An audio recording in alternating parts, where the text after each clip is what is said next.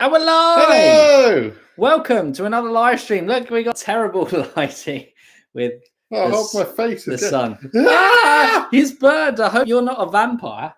Because nobody's here at the moment, No, so this is all right. So if you're watching back at this gem, wow. I am actually a guys have had it. vampire, but we kind of solved the whole thing of burning in the sun. Oh, well, that's cool.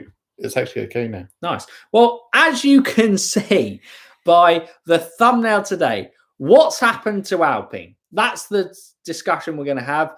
As always, with you guys getting involved in chat, we can go off on tangents. We can have other explanations on it. But viewing Alpine were one of the big shocks for me in terms of how badly they did and how poor their car looked compared to where it was being competitive last season. I think it's a pretty good discussion to have. James Muller, yeah. Stephen is glowing, mate. I know he is that angelic that he is in the sun. Yeah, we see. Do we want to even close that part of the window? I'll do. Okay, Stephen's going to do that. I should probably tweet that we're live as well, as usual, rather than relying on people to kind of figure out. So I'll tweet that when Stephen comes out. Stephen's back. I'm back. He'll stall. Less angelical. Less angelical. Still partially angelical. I hope everyone is doing well. And yeah, we're going to talk a bit about Alpine, but just a general ramble about F1 for about half hour. Chit chat ramble. Boo da da da ba bow. Bam. So yeah, Alpine. Alonso retired. Ocon didn't do too much better. Came 13th, I want to say. And yeah, a team that we thought would be challenging for the top of that midfield with Fernando Alonso. I think we both predicted Fernando to be like 5th in the standings, didn't we? Yeah. And that car doesn't look anywhere near the top of the midfield. No. It looks awful. It looks like it's going to be struggling for points. Looks like it's going to be struggling to beat Alfa Romeo of all cars. Probably the biggest jump from, I guess, Red Bull down. Alfa Romeo, one of the big improvers, it looked like they could nick points ahead of Alpine. But Fernando has said, or was it, I've gone blank on good old guy that left. Cyril. Oh, Cyril Abiteboul. Cyril said that Fernando told him, don't worry about 2021. It's all about 2022. I do realise we are probably we've just been recording videos. So we've just recorded the IndyCar podcast season preview. So that's why we're wearing Indy Fanatics gear, which is available on the Indy Fanatics Teespring merchandise shirt. Keep racing. But yeah, no, look, you kind of always felt like they weren't, but like Fernando, I think, was going, I'm surprised how well the car is. Maybe we can beat some podiums and race wins. But I don't think Renault anticipated just how much Honda was put into it. They maybe anticipated Ferrari to come back a little bit. Yep. But I don't think they anticipated Honda to go as much, which has made AlphaTauri bounce ahead of them. Obviously, as seasons go, we can't draw too many conclusions from one race. Yeah. But I don't think you should be talking about AlphaTauri in the equation. It's Alfa Romeo who are bouncing ahead of Alpine. Well, yeah. AlphaTauri are ahead of everyone. That's true. Yeah, Alfa Romeo. It looks like everyone going, McLaren made the right decision going to Mercedes. Renault was looking like good. No, actually, I don't think anyone was going that. It was whether Ricciardo made the right discussion, the right move to jump across to McLaren or not. And yes, he did. But like we said, 2022, so many teams, it kind of feels weird though. Like we keep saying, so many teams are going, yeah, our focus is on 2022. That one or a lot of them, it's not going to pay off for. And is one of those teams going to be Alpine as it currently goes for now? But yeah, Alpine being slowed down by the bulbous engine cover, potentially. The engine cover is one of the big shocks, isn't it? It's huge. And Alpine needs to change from the matte to metallic, and then they will start winning. There you go. There we go. Paint finish is to blame. Absolutely is there. It's the only logical reason that you can really put what's gone wrong. But yes. Hello, everyone. all the new joiners. It's way too draggy. I mean, yeah, it. I don't know if they've taken inspiration from Fernando Alonso's 2005 car, but at least the V8 Renault engine was competitive. It was good. It wasn't the best, but it was competitive. This is now not competitive. This is at the bottom of it, and just in a straight line speed, you just saw, like, I think when Yuki Tsunoda passed Fernando Alonso, you kept on going, how far back is Yuki? And ridiculous. He made that move. It just, in a straight line, is non-existent, the pace from there. And we saw the same with Kimi getting past Alonso. Well, it almost looks like the Ferrari engine of last year in how much it's fallen behind. And then the balance has also gone a bit as well. Yeah, it seems crazy. And then on top of that, he didn't even finish Alonso's car. No, it was a sandwich bag or something stupid. Seems to remind me of something like Kevin Magnussen retiring from Singapore, wasn't it? Like a plastic bag got stuck in his front wing or something. But anyway, good evening, Gianni. Yuki going to be the rookie of the season. I mean, he hasn't got any competition. Yeah, the Haas car is awful, so it's impossible for Yuki not to be. Yeah. It's a little bit unfair to judge Mick and both Nikita Mazepin, although, unfair in the word Nikita Mazepin probably won't go down too well on that bit, other than it's unfair he has a seat. Maybe potentially that word becomes a thing from there. But anyway, Aston Martin is even weaker now from Sima Biswas. Yes, obviously that was Otmar's tantrum of going, they've wrecked the high rate cars. That's a good question. Was Renault also a high rate car? I didn't really pay attention to their philosophy. But if someone knows that in chat, that might also explain the drop-off in pace. Well, yeah, if they were a low rate car. If they were a low rate, it was the high rate philosophies that have benefited, wasn't it? Well, it was mainly Red Bull and AlphaTauri were the highest of the rakes. Yes. Yeah, and they have got the largest performance gains. Yes. So I guess even if Renault was somewhere in between, they're still going to have lost out on performance there. Yes. Okay. Yuki is getting a lot of hype. I'm taking the cautious route, but I hope Yuki does well. Yeah, I think I did a recording with Raz for Raz on F1. So that will be coming out at some point this week. It might be later today. No, Raz, he is a monster at kind of turning videos round. But one of the questions that came up was, will Max Verstappen have serious competition with Yuki when he goes to Red Bull? And I'm like going, look, I love Yuki. I do believe in it, but he's walked into a very good AlphaTauri car. Yes. And he did fantastic last year. But Max, we're talking about an elite level, multiple world champion. We definitely haven't seen enough of that, because realistically, I think if that race goes to plan, he's been comfortably out-qualified by Gasly, and Gasly probably would have comfortably finished him in the race. Mm. So if he's not beating Pierre Gasly, you can't go, he might pressurize Max in exactly. That is a stretch. And I agree, as there is a lot of hype around Yuki, just because I think he's a nice guy. Yeah, he's hard not to like. But yeah, there is a lot left to see of Yuki Tsunoda as to whether he is anything substantially good, as in world champion material or not. Yeah. Go from there. Gianni, call Mazepin. I don't have Mazepin's number. Yuki's the new Sato. He'll be hoping not for his F1 career, because Takuma Sato was very good. Well, he's an Indy 500 champion. Well, yeah. I mean, if Yuki will take that. If Yuki's aspirations is to go to IndyCar, then absolutely. But go from there. Alfa Romeo kind of in a no man's land, and so is Williams. Yeah. Well, I would put Alpine in there as well. Yeah. They're going to be a team that are quick, but they're not quick enough for the top 10. Yeah, I mean,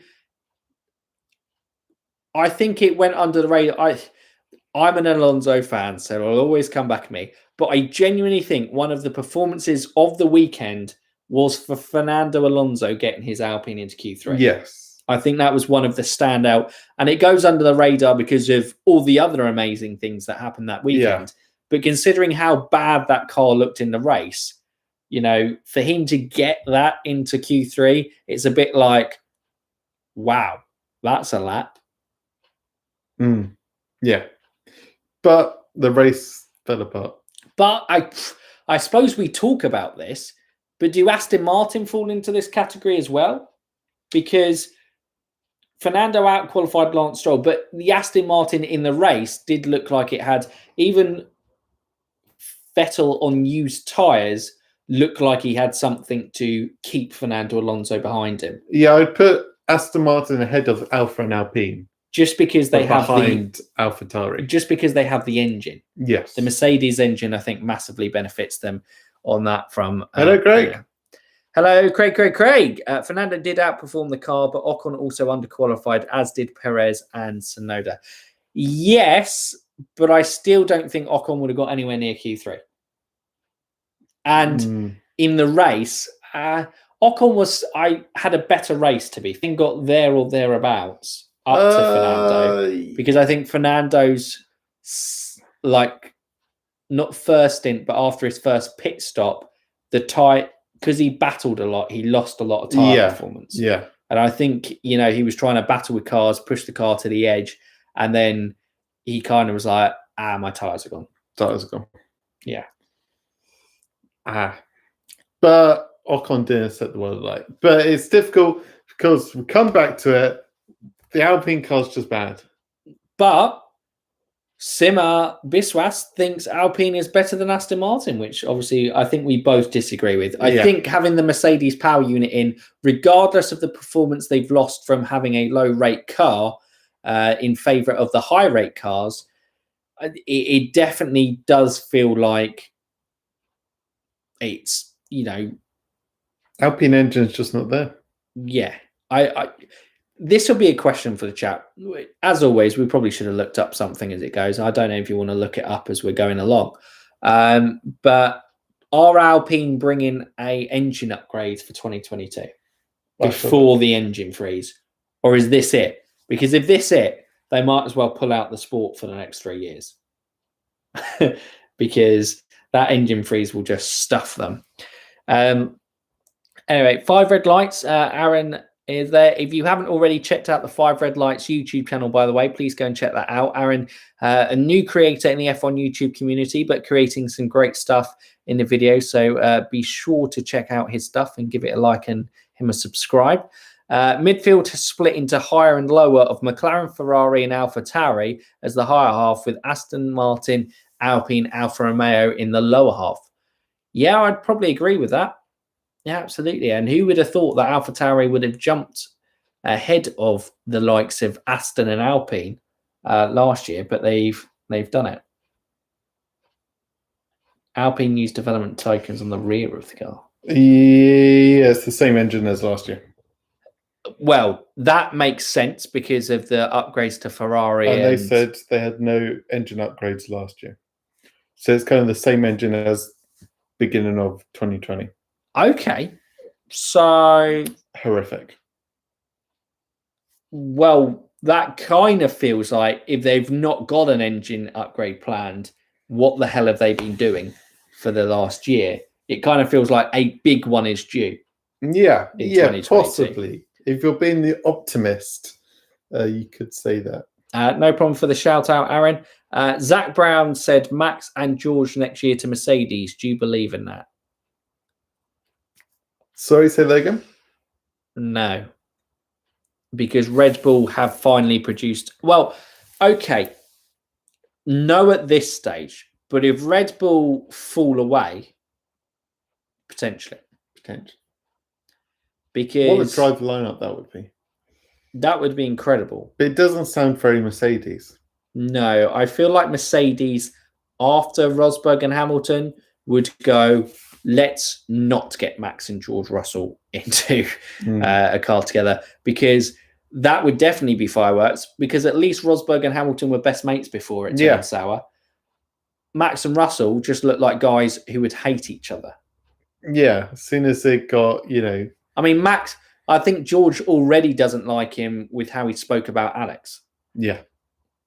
But there was a bit of friction between, not maybe friction, maybe it was played up in media, but obviously I remember when Max was asked about George making comments that Red Bull were making Alex look bad. It was like George should shut up and get on with his own team and talk about his own team. Yeah. So both guys hungry for a championship win. Yeah, no. That would be spicy for F1. Yes, but just doesn't sound like Mercedes. Yeah, as Dan from Racing Reviews would say, very spicy on that aspect. But yeah, I think the 2022 market is going to be fascinating to see. But I can't, as much as what Fernando Alonso said going in and going, look, it's all about the new regulations. I can't believe Alpine have just thrown it all away. Yeah. There was a lot of change in staff at the top. Maybe that disrupted some of the development with things getting signed off and progressed, maybe. So they did have a lot of staff turnover. But I suppose an engine upgrade, if you're bringing an engine upgrade, it's a big deal. Yeah.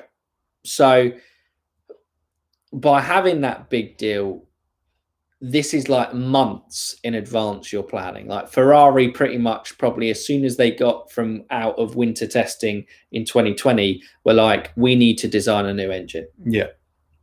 And with Honda, they're like, we're leaving the sport. Why not? Let's just pummel all the money into it and see if we can go out on top. Exactly. Hello, Peter on Paul. Hello, Peter. You have arrived to the channel and podcast this week. Oh, yeah. Maybe potentially with some faces you know. Who knows? I don't know. But yeah, sorry, I'll go back to chat and go from there. If Merck were to lose Toto and Lewis, could you see Max being brought in as the marquee signing? Yeah. Possibly, yeah.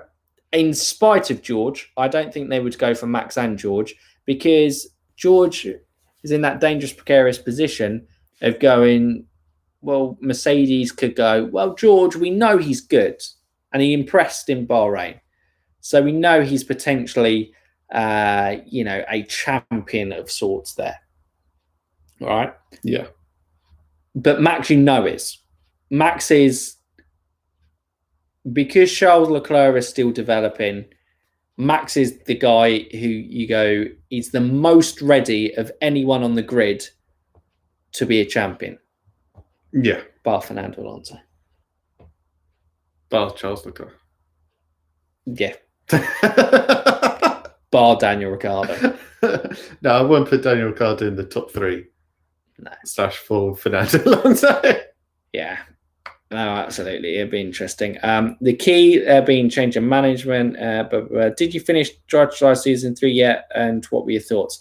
We haven't. We've just watched the Haas episode. I say just watched. It was last week.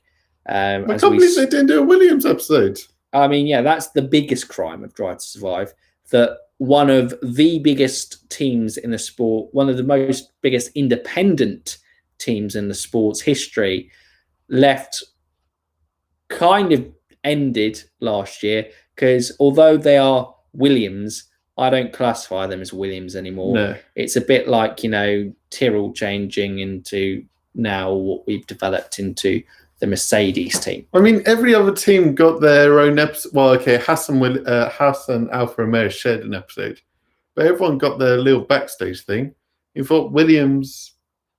I know Williams got a big episode last year, but with, I think Sean F1 Words had a slight voiceover. They took a clip from his video in a reaction to, I think, Paddy Lowe being a nuisance. Seen an interesting comment from Brandon. Give Mazepin the Merc seat, the best driver, naturally. Yeah. I mean, he might just buy the seat, so who knows? Mazepin the marquee signing. No, let's be honest. If there's a pay driver getting into the Mercedes seat, it's Lance Stroll. With Lawrence's close connections to Toto. They might move Lance across, rebrand that team as Aston Martin, because he's going, wow, it's easy, and then Racing Point have to like going, well, what are we doing again? What are we doing? Well, Guys, Lawrence, what's going on? Mazepin and Maldonado to Mercedes seems legit to me. I don't see what's wrong with that lineup. Simmer, will Ferrari beat McLaren? No. We're different on this. Do you think McLaren have got third in the bag already? But I think Ferrari are going to be in the fight in some races. Bang, putting it in the bag. In the bag. McLaren, consistency-wise, I think they may have reliability issues, and Ferrari may pounce. If Sainz starts being quick again, and then I think Ferrari go sharp for third. But you have to bear in mind the management teams. Yes. Would you rather Zach Brown and Andreas Seidel leading your team, or would you rather Binotto and whoever is masterminding the downfall of Ferrari? Sorry? Well, I think that's probably the best way to put it. I'm backing my boy Binotto. Your boy Binotto. Boy Binotto. I don't think Binotto is anyone's boy. Oh. Was a bit harsh. Binotto. No, he's someone. Look, Binotto is a Ferrari man through and through, but he was promoted to the position due to internal politics and I've forgotten the name of the guy who was leading it. Can't come to mind of it. But yeah, basically, Binotto was a political kind of appointment. And he's going to lead them to victory once again. On to the next question. I guess. Getting rid of Ricciardo and Gasly for Perez. It's worth it. Well, Brandon, we'll talk to you about fantasy more in F1 Fantasy weekly episodes coming out tomorrow. Make sure you check that. We'll go through kind of subs banks and stuff like that. And I think there are a couple of right from there. Loving the gear, gents. Yep. Indie Fanatics merch. We did mention at the start of it, we were filming an Indie Fanatics video before this. Probably not on brand for the F1 Fanatics style of things. But who cares? Screw it. It's our store. It's our channel. We'll do what we want. Screw the haters.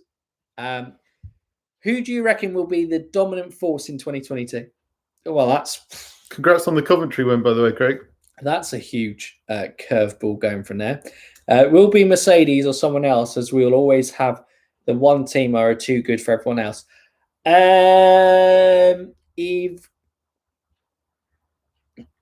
I think I would have been heavily inclined to say that Mercedes would be the team to. Sorry, I've kicked the table there. If you've gone through it, but I would confidently have said before the start of the season that Mercedes will continue to probably be the strongest force in 2022, and season by season, everyone will get closer due to the effects of the wind tunnel time and budget caps implemented in the new sets of rules and regulations. But if Red Bull do it, then Red Bull. Or Binotto's Ferrari. I think 2022 is so difficult because Ferrari and McLaren are definitely going to be in that fight if the field is put together. Charles Leclerc is very good, but he can't drive a car that is not capable of winning a championship to the title. Ye of little faith, EO. Hey, I'm just full Ferrari fanboy. Perez is better than Vettel in this current period. Oh, Uzairs coming in with. I missed it, sorry. Bowl. What do you mean you missed it? Perez is better than Vettel in this current period. Sure, yeah. We have to see more from Sebastian. Well, I think we need to see more from both. No, I already see Checo. I see him. I see Checo. I'm a big Checo fan. Yeah. And I still think it is a little bit bold do say that he's better than a 4-time champion. No, but at this current period. Period. Yes, I get this. I mean, okay, is there defined period? Where are we talking? I'm thinking last 3 years. Are we talking 2019 to now, or are we talking 2017 to now? Go from there. You're going to buy MotoGP 21? No. Probably not. No. We're not going to buy MotoGP 21. Yeah, that's true. Don't give him hope. We're not going to buy it. Gianni, we're not buying it. We get free. When it becomes a free game, we'll get it. Will Alpine be like typical Renault, improving as the season goes on? They'll improve. You'd hope so. Well, they need to improve. They'll definitely improve, but they are big team 2022 merchants. Absolutely. Yeah. Like Williams, like Alfa Romeo, those teams are going, if we've got any chance... Maybe they're deliberately being bad so they get more wind tunnel time for 2022. Now, that is the type of cynical fine margins that I could believe Fernando Alonso paying attention to. They're playing the F1 game of chess right now, and they are about 20 moves ahead of everyone. There you go. Mind blown. They've let everyone check them, but they're setting up the checkmate on them. Renault are essentially doing the equivalent of throwing a fight in boxing to get a bigger paycheck down the line. In a form of a wind tunnel. In the form of a wind tunnel. That is the version of paycheck in Formula 1. They will get bruised and bloodied this year, but they'll be back next year, patched up. Interesting from Craig here. Personally, I think Red Bull will run away with it and be the new Mercedes where no one will be close. Ferrari could be a good shout. Craig, don't write off McLaren. Craig, don't give this man hope.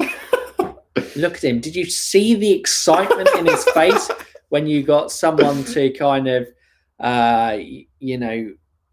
believe in his Ferrari theories? Look, Ferrari have got a long way to be, because look, this is me. Okay, Ferrari had a clear path of progression from 2015 all the way up to 2017. Yep, a gradual improvement. It was good. The climax 2017, 2018, they were challenging with Sebastian Vettel. There, 2019 was questionable. The engine. Some things happened. And the decline of Seb. And the rise of Leclerc. 2020. Fantastic year. Best to have the least said about it, the better. 2021, undecided yet. And you know who was in charge of those last couple of years? Binotto. Oh, man, Binotto. So you mean the man in charge of sending things backwards? But to go forward, you have to go backwards. No, I think you can just go forwards. But you can also go forward after going backwards. You can go forward after going backwards, correct. I see, that. Exactly. But you don't have to go backwards to go forwards. Interesting philosophy, that. But, Binotto knows what's up. Okay. All right. 2022 is where Williams springboard back to the 1992 style of dominance. It would be what everyone would dream, Aaron, but Yes. I cannot see it. No. Nigel Mansell comes out of retirement in a mustache. Yes. And it's Mansell! Wins the title. I wish chess was real. F1 chess. All right, okay.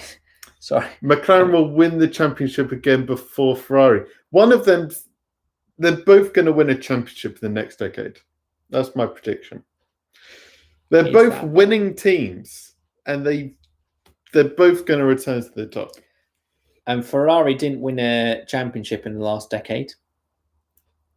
But this is the decade. I thought you were going to go, but neither did McLaren. Came close, 2010, 2012. Potential. Stephen is right, though. They are a team that can definitely do it if they get their act together, and 2022 is a new era. It is. They're winners. Absolutely. They are winners. I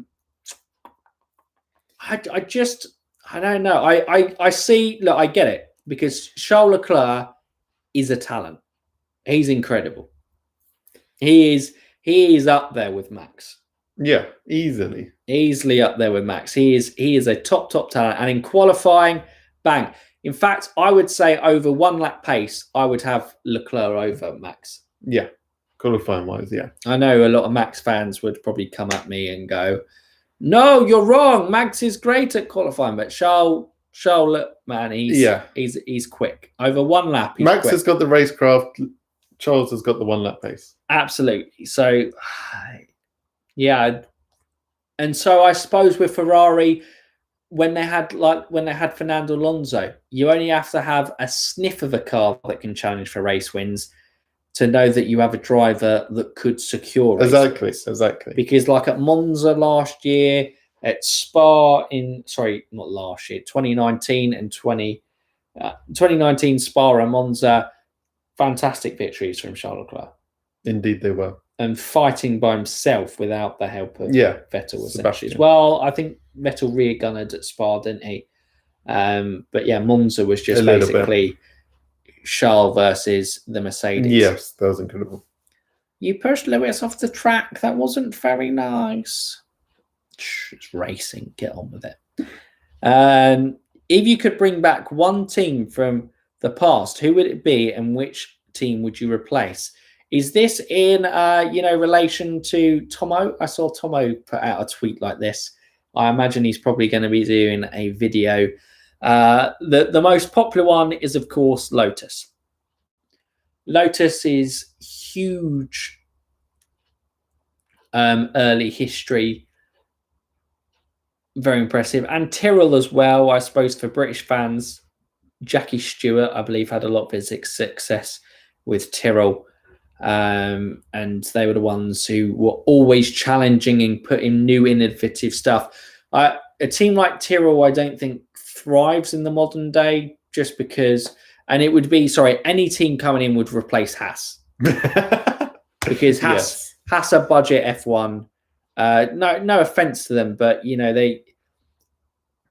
they just don't have the budget to compete and be ever competitive. I can't ever see Haas unless they completely changed their way. I can't see Haas on their current model ever being successful in Formula One. I know in 2018 they had a good season, but I can't see it with anything from there. Yeah, Haas bin it off. I can't think of one team that I'd want back. Lotus is the classic. The black and gold liveries, the green and gold livery as well. The gold leaf livery, I believe it was Jochen Arendt. Yeah, Lotus is really the big name, but Maserati would be an interesting one. That'd be nice. Bring back Benetton, and then Mick moves to Benetton. Yeah, and wins this world championship at Benetton. There you go. There we go. It's just solved. The answers. You've answered the question. Do we? There is no other right answer. So we bring back Benetton. Get rid of Haas. Mick goes to Benetton. We don't do that. We replace Alpine. No. We replace Mercedes and Red Bull. Can we get rid of 2 teams? No, I was replacing Benetton with Alpine because that's actually the team that Benetton were. No, but we need to get rid of the winners for Mick to win at Benetton. Safe bet, get rid of Red Bull because Mercedes will implode. That's the best optimal route there. Get rid of Red Bull because Mercedes will implode. Yes. There we go. Lads, Liam Talk Motorsport has entered the chat. Hello, Liam. Welcome, Liam. Welcome. La. Any other teams? Probably about 5 more minutes. Yeah, probably. Final thoughts. Ding, ding. Final thoughts. Final questions in. There we go. Was there anything after? What do you reckon the lineups will look like in 2022? And do you think this Hamilton final year? Personally, I think Hamilton will call it a day. Nope. I think Hamilton will continue into 2022. So I disagree with that point. And also, what do you reckon the lineups will be? Who knows? I think it could be all free for all. I think there'll be a lot of similarities, but also not. Ferrari, I think, will be the same. Mercedes will have at least one new driver. Who that will be is another question. Red Bull will likely be the same. Well, yeah. AlphaTauri will have one new driver. Alpine will have one new driver. Haas will have the same lineup. Williams will have one new driver. Alfa Romeo will likely have the same lineup. This is excellent. This is fantastic. I lost track at the start of that. McLaren will have the same lineup. There you go. Well, people have paid attention to it. There you go. Alpine were Benetton. Now I'm confused. Well, yeah, Alpine were Renault, and then Renault were Lotus, and then Lotus were Renault, and then Renault were Benetton. There we go. It's the Endstone team. It's basically the Endstone team from that basis. Nando will get a podium this season. Liam is currently playing F1 Challenge 1999 02 on stream. Go on, Liam, on that aspect. And Nando will get a podium this season. Hello, Katie. No. Oh, Mick and Pierre at Benetton in 2022. She's coming. She's buzzing for it.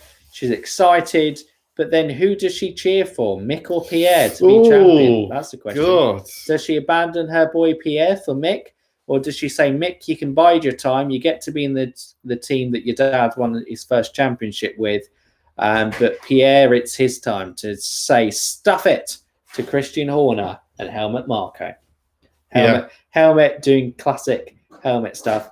Max would have been 0.25 seconds quicker in the AlphaTauri. Right. Oh, Helmut, what are you? Why? There's something gone on behind the scenes there. They really, really don't like each other. Hello, David. I feel bad for David. He's just jumped in. He's excited. He's all in, and we're going to go. Hey, David. We're going to leave him. Thank you for the thumbs up, though. Look at this. Thumbs up on stream. This is going on. I think we should petition for Yuki to be in a championship-winning car or give him a championship. What a guy. Only just joined and already doing the classic F1 radio stuff. I know, right? What a guy. Yuki Tsunoda, just the champion of the world. They can have a world title each. There we go. 22, 23, brilliant. Helmut is the most annoying so-and-so in the paddock. Yeah. Yeah, they're harmless, really. I know a lot of people. It's difficult, isn't it? The Red Bull program offers a clear path and a better opportunity than the majority of F1 teams to Formula One. I'll say all F1 teams. I guess Ferrari. Yeah, sorry. Yeah.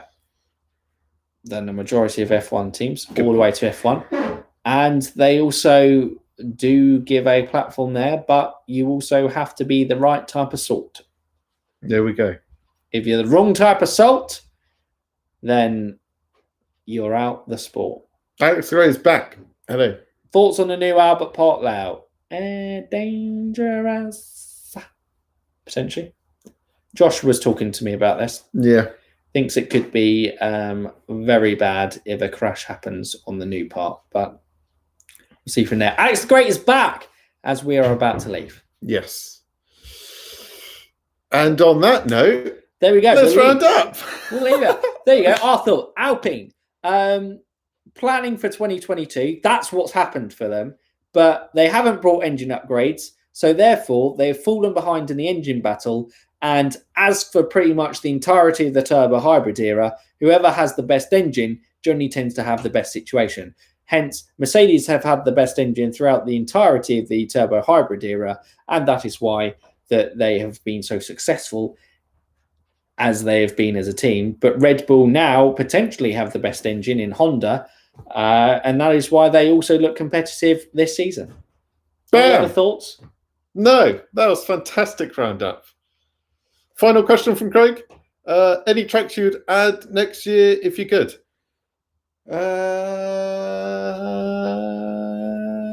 Kalami! Yeah, let's have a... Screw it, and Sepang. There we go. Let's have an African GP. Let's have Malaysia. Bing, bang, boom. Let's go from there. And that's it. Interesting. Well, this was a short live. All right, Gianni. no racing. We've been going for 40 minutes, son. Hey, hey, we can't get give off you our all back. our time. We're going to be back Hey. tomorrow evening.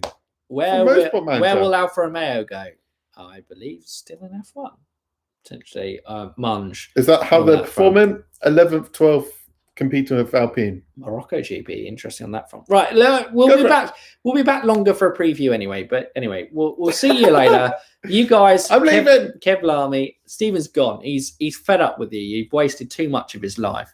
You don't have 1 million subscribers. He's not even interacting with you guys. Anyway, see you later, guys. We hope you enjoyed the live stream. As always, we'll be back next Monday to kind of chat F1 with you and maybe look out for an episode on Peter on Pole's channel later in the week. Oh, yeah. But yeah, see you later, guys. Thanks as always. If you haven't already, drop us a thumbs up and drop a subscribe if you're new around here. Thanks, everyone, for joining part. And for now, UF1 fans, keep racing!